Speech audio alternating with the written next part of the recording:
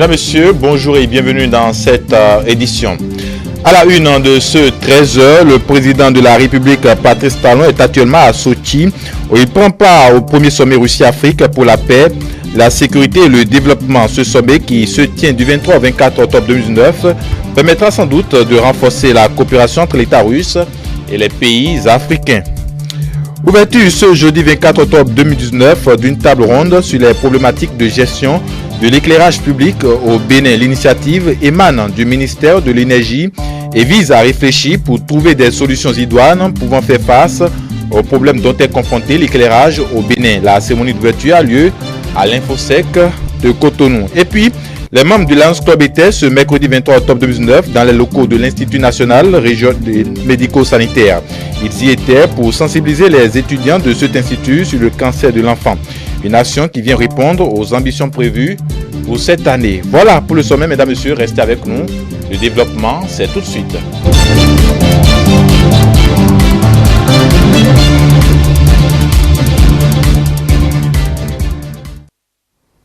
Bonjour, bienvenue à tous. Le président de la République, Patrice Talon, est actuellement à Sochi, où il prend part au premier sommet Russie-Afrique pour la paix, la sécurité et le développement. Ce sommet, qui se tient du 23 au 24 octobre 2019, permettra de renforcer la coopération entre l'État russe et les pays africains. L'élément qui va suivre nous en dit plus. De Tokyo, où il a pris part à l'intronisation du 126e empereur du Japon, Patrice Talon s'est rendu en Russie.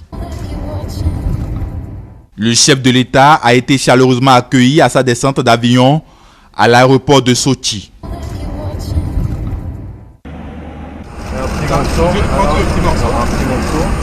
Il y est pour prendre part au premier sommet Russie-Afrique pour la paix, la sécurité et le développement, aux côtés d'une quarantaine de dirigeants africains. C'est un rendez-vous historique entre dirigeants africains et russes pour définir un nouveau cadre de coopération et de partenariat. Vœu du chef de l'État Patrice Talon, attentionné par les discours qui se succèdent sur les tribunes de Sochi.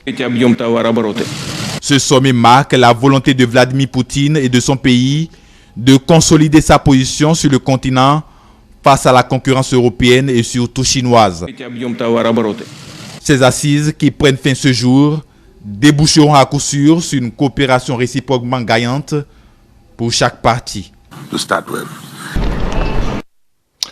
Ouverture ce jeudi 24 octobre 2019 d'une table ronde sur les problématiques de gestion de l'éclairage public au Bénin. L'initiative émane du ministère de l'Énergie et vise à réfléchir pour trouver des solutions idoines pouvant faire face aux problèmes dont est confronté l'éclairage au Bénin. La cérémonie d'ouverture a eu lieu à l'Infosec de Cotonou en présence bien sûr du ministre de l'Énergie et de son collègue de la décentralisation et de la gouvernance locale. Le reportage est signé Marou Fabiola Boussari et Paul Esther Saoussi. L'éclairage public béninois présente un tableau pas très reluisant. Luc Atropo évoque un pan des difficultés. Il est un secret de polichinelle que certains lampadaires restent allumés sans discontinuer pendant que d'autres ne s'allument plus du tout, ou que d'autres encore s'allument le jour et restent éteints la nuit. Le temps est donc venu pour les acteurs qui entrent dans le processus de l'éclairage public d'exprimer, de décrire les difficultés afin de mieux identifier les axes d'amélioration qui permettront de traiter durablement les problèmes rencontrés. C'est l'objectif même de l'organisation de cette table ronde dont la finalité est d'élaborer une feuille de route concertée sur la gestion de l'éclairage public au Bénin.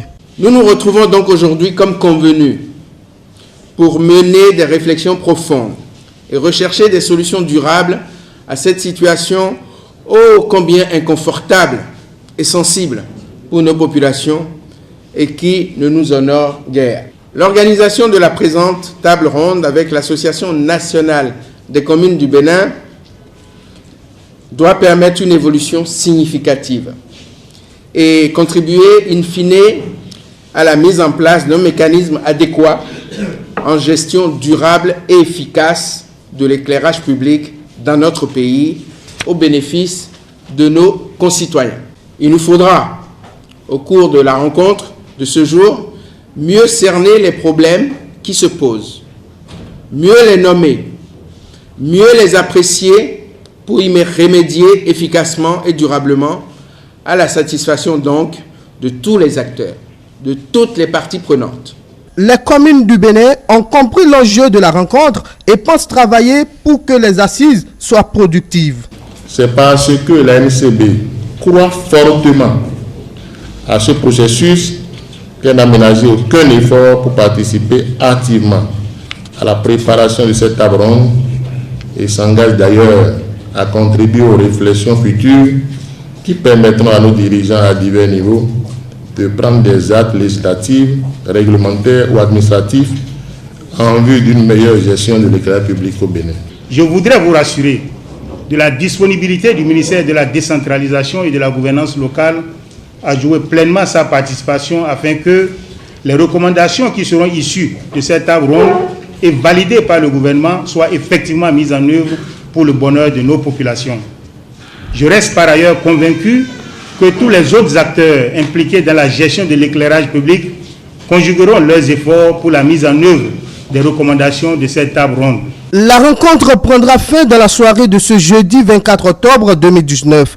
Les recommandations seront appréciées par le gouvernement qui décidera des stratégies de leur mise en œuvre. Faut-il le souligner, la présence nombreuse des acteurs du secteur, une présence qui témoigne de l'intérêt qu'ils portent aux questions de l'éclairage public au Bénin. La date du 24 octobre est consacrée à la célébration de la Journée des Nations Unies. Il s'agit de l'entrée en vigueur de la Charte des Nations Unies. Le 114e anniversaire est donc célébré cette année. À l'occasion, le secrétaire général Antonio Guterres, à travers la voix du coordinateur résident au Bénin, a adressé un message à l'endroit des populations du Bénin et du monde. On écoute un extrait de ses propos au micro de Karine Adeni et Silas Zouin. La Journée des Nations Unies nous offre l'occasion de réaffirmer les idéaux énoncés dans la Charte des Nations il y a de cela 74 ans.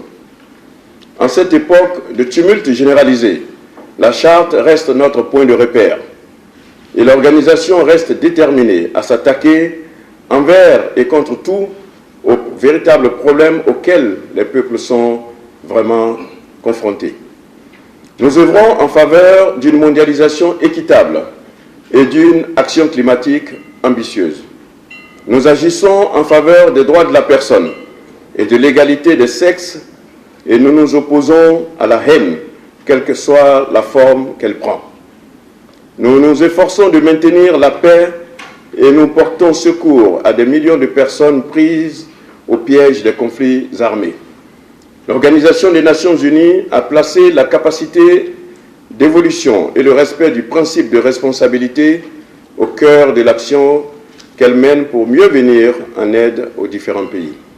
L'année prochaine, nous célébrerons le 75e anniversaire de la fondation de l'organisation. Et c'est l'occasion pour nous de repenser l'avenir ensemble. Je vous invite à prendre part à cette réflexion. Ensemble, agissons en faveur du bien-être des peuples et je vous remercie. La clôture des inscriptions pour les élections consulaires à la Chambre de commerce et d'industrie du Bénin est reportée au 28 octobre 2019. Le comité d'organisation l'a annoncé à la faveur d'un point de presse tenu ce mercredi 23 octobre au siège de l'institution. Suivez ici la déclaration du président du comité d'organisation des dites élections consulaires.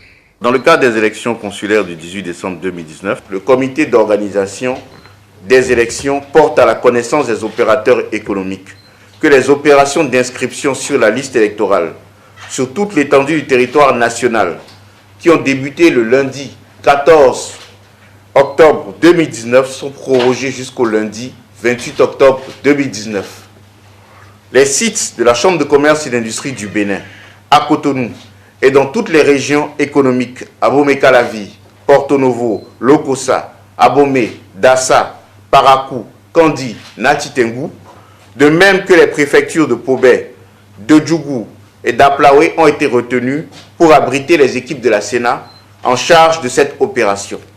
La mobilisation de tous les opérateurs économiques est vivement souhaitée. À cet égard, le comité d'organisation tient à rappeler aux électeurs que l'élection a lieu à deux niveaux. le niveau national, regroupant les entreprises ayant réalisé au cours des 3 dernières années au moins une fois un chiffre d'affaires de 500 millions et justifiant de ce qu'elles ont au moins 20 salariés déclarés à la CNSS, et le niveau régional regroupant les autres entreprises. S'agissant du collège national, les pièces à fournir par les électeurs sont les suivantes: le registre de commerce et du crédit immobilier ou toute autre pièce en tenant lieu, la quittance de paiement des cotisations à la Chambre de commerce et d'industrie du Bénin au titre de l'année 2019, les états financiers des 3 derniers exercices comptables précédant les élections, soit 2016, 2017 et 2018, indiquant que l'entreprise a réalisé au moins une fois un chiffre d'affaires de 500 millions, tout document faisant la preuve que l'entreprise a déclaré au moins 20 salariés à la Caisse nationale de sécurité sociale. S'agissant du scrutin au niveau régional, les pièces à fournir sont le registre de commerce et du crédit immobilier ou toute autre pièce en tenant lieu et la quittance de paiement des cotisations au titre de la seule année 2019 à la Chambre de commerce et d'industrie du Bénin.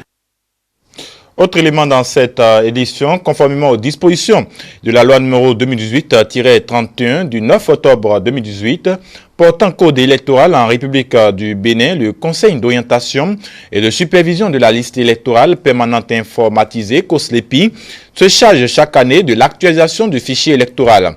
Pour le compte de l'année 2019, la nouvelle équipe dirigeante, par la voix de son président, Jérémy Adomaou, a procédé ce mardi 22 octobre 2019 au lancement officiel des opérations d'affichage des extraits du fichier électoral national.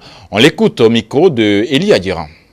Au terme des dispositions de la loi 2018-31 du 9 octobre 2018 portant code électoral en République du Bénin, le Conseil d'orientation et de supervision de la liste électorale permanente informatisée COSLEPI devrait être mis en place le 1er juillet de chaque année et finir ses travaux le 31 janvier au plus tard. La liste électorale permanente informatisée doit être publiée en principe le 15 janvier au plus tard. De même, l'article 135 du même code précise les matières sur lesquelles portera la mise à jour du fichier électoral national. Il s'agit de tous ceux qui auraient été précédemment omis, tous ceux qui ont acquis nouvellement les qualités exigées par la loi pour figurer sur le fichier électoral national, tous ceux qui ont atteint l'âge de 8 ans depuis le dernier recensement porte à porte, tous les électeurs figurant déjà dans le fichier électoral national et ayant changé de résidence et qui sont demandeurs du transfert de leur centre de vote, tous les citoyens béninois figurant déjà au fichier électoral national et réclamant une ou plusieurs modifications de leurs données à caractère personnel, toutes les personnes neutralisées au cours de l'année et tous les immigrants en République du Bénin au cours de l'année et remplissant les conditions requises pour être électeurs. Pour l'édition 2019, toutes ces opérations d'affichage et de recensement des requêtes des citoyens vont durer 21 jours à compter du lundi 21 octobre au lundi 11 novembre 2019. La particularité de cette actualisation, de cette année, c'est que le fichier électoral national doit être adapté aux 2 lois de 2015, il s'agit des lois 2015-01 et 2015-02, portant respectivement sur les unités administratives en République du Bénin et la cartographie électorale en République du Bénin. C'est donc conformément à ces exigences du Code électoral et de ces lois que le Conseil d'orientation et de supervision de la liste électorale permanente informatisée, COSLEPI, lance officiellement le démarrage des opérations d'affichage. Au regard de l'importance que revêt cette opération pour la fiabilité de notre système électoral, je voudrais, au nom du COSLEPI, exhorter toutes les personnes concernées à se rendre dans les centres de vote et les lieux publics proches de leurs localités respectives afin de vérifier leurs données à caractère personnel sur les extraits du fichier électoral national. C'est aussi le lieu de rappeler aux citoyens béninois détenteurs de la carte d'électeur biométrique et dont les données à caractère personnel sont exactes, qui ne sont pas concernés par la dite opération s'ils n'ont pas besoin de faire de transfert de centre de vote. Le COSLEPI, tout en saluant le rôle important des élus communaux et locaux dans les précédents processus d'actualisation du fichier électoral national, voudrait une fois encore compter sur les conseils d'arrondissement et les conseils de village pour leur implication dans la réussite de cette mission républicaine. La journée du 24 octobre 2019 est consacrée à la lutte mondiale contre la poliomyélite. Cette maladie se transmet par de l'eau, des aliments contaminés ou par le contact avec une personne infectée. Cependant, il existe depuis des années un vaccin qui est attribué aux enfants de moins de 5 ans. Rolinis Djaito et Semiat Yessoufou nous en disent plus. La poliomyélite est une infection virale très contagieuse touchant principalement les enfants.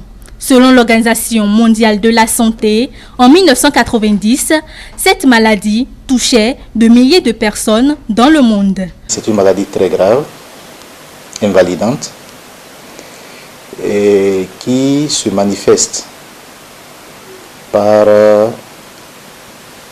des signes qu'on voit habituellement, fièvre, des douleurs musculaires, des douleurs et une certaine raideur dans la nuque et le cou.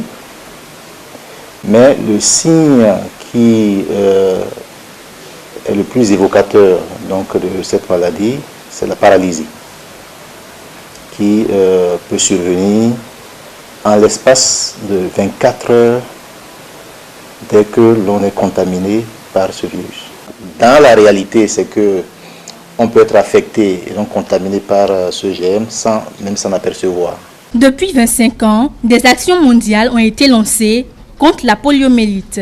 Si aujourd'hui au Bénin on parle de moins en moins d'elle, c'est grâce aux différentes campagnes de vaccination organisées par le ministère de la Santé à travers l'Agence nationale de vaccination. Quand on fait un peu le point, ça fait à peu près 16 millions d'enfants qui ont été épargnés. Le gouvernement béninois,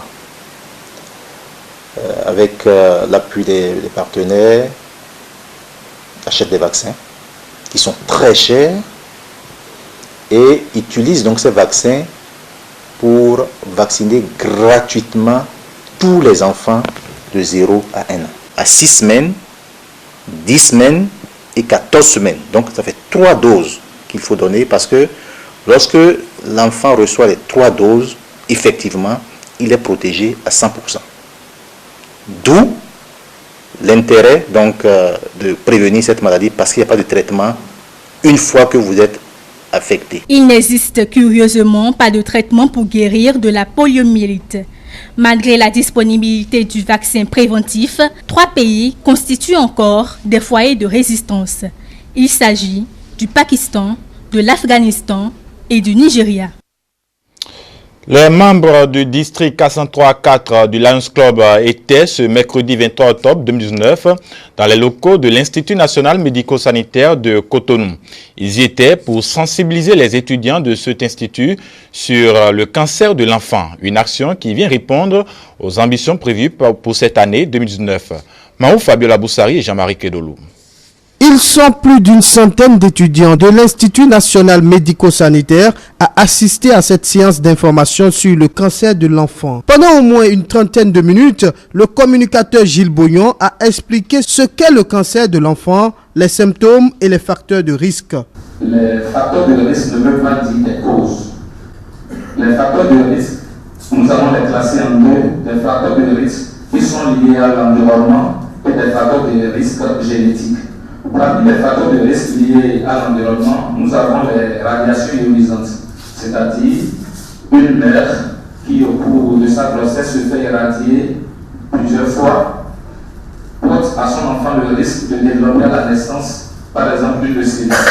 Octobre est le mois de cancer. C'est d'ailleurs pour ça que les Lions l'ont choisi pour organiser une vaste campagne de sensibilisation pour le dépistage précoce du cancer de l'enfant. La communication a fait tache d'huile chez les participants au point où ils ont posé des questions pour mieux cerner les contours du mal. Une fois traité le cancer chez l'enfant, est-ce qu'il y a de risque de récidive? Il y a des cas de cancer qui peuvent récidiver, mais c'est vraiment rare. Chez l'enfant, la particularité, c'est que lorsque le cancer est vraiment bien pris en charge, il peut régresser. Lorsque le diagnostic est fait précocement et que le traitement est adéquat, il guérit dans 70 à 80% des cas. Ça veut dire quoi? Qu'on puisse faire le diagnostic et qu'on puisse traiter adéquatement. Aujourd'hui, le traitement est bien codifié. Et c'est des réunions, il faut pouvoir décider quel traitement on va faire. Il y a beaucoup de protocoles. C'est une équipe pluridisciplinaire qui étudie le cas et en fonction du type de cancer, dit c'est tel protocole qu'il faut prendre, c'est tel protocole qu'il faut. Donc, il faut une équipe très spécialisée. Je remercie Lions Club pour cette conférence tenue dans notre institut. C'est un bon geste de leur part, puisque en tant que sage-femme et puis infirmier, nous sommes tenus de recevoir des informations sur le cancer, puisque nous prenons également en charge les enfants. En dehors du cancer de l'enfant, les deux autres domaines dans lesquels l'actuel gouverneur du district 403 à 4, Olivier Wendo, veut impacter le maximum de personnes sont la vue et le diabète. Nous prévoyons déjà faire une cure, une chirurgie gratuite de la cataracte qui sera couplée avec le dépistage du diabète à Comé.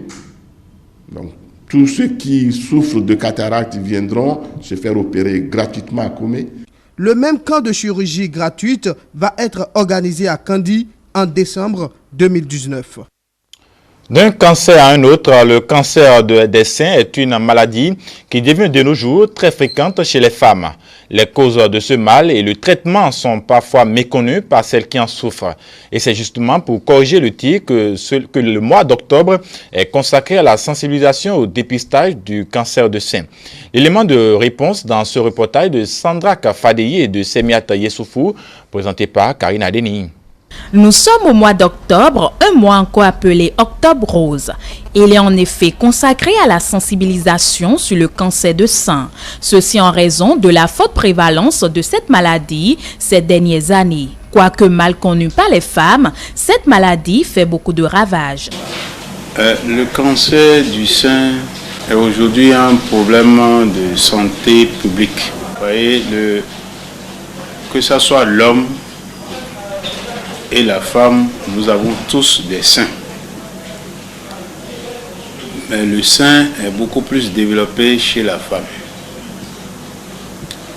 Et cet organe qu'est le sein peut être le siège de plusieurs maladies. Le cancer de sein se manifeste sous plusieurs formes et évolue parfois en sourdine. C'est pourquoi toute douleur ou anomalie au niveau du sein ne doit pas être considérée comme bénigne ou sujet tabou. Se faire ausculter par un spécialiste en santé devrait être le premier réflexe. Ce qui est important, c'est de pouvoir très tôt détecter ce cancer avant que l'évolution ne se fasse à distance.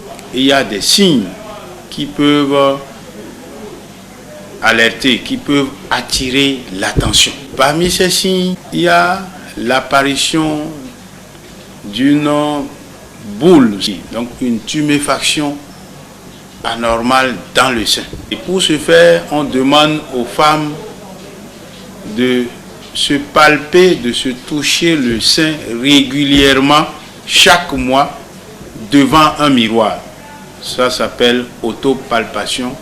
Pour détecter, on regarde d'abord au miroir ces seins, on les touche une à une pour détecter les éventuelles anomalies qui peuvent apparaître. Comme toute autre maladie, le cancer de sein peut être prévenu ou guéri. On peut guérir du cancer du sein. Donc, en fonction du stade évolutif, soit les praticiens espèrent guérir complètement le malade ou la patiente, donc on est là dans du traitement curatif, ou alors il n'y a aucun espoir de guérison. C'est le traitement palliatif. Le premier moyen, c'est la chirurgie. La chirurgie. Le deuxième moyen, ce sont les médicaments qui vont bloquer la multiplication anarchique, la multiplication en désordre de ces cellules-là. C'est la chimiothérapie. Le troisième moyen, c'est la radiothérapie.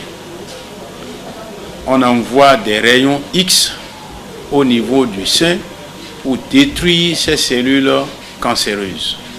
C'est la radiothérapie. Le cancer de sein n'est pas une maladie incurable. Plutôt, il est détecté, moins il est douloureux et moins le traitement est coûteux. Chaque femme doit apprendre à connaître son corps par les palpations régulières. Ce journal est fini, mesdames et messieurs. Merci de nous avoir suivis.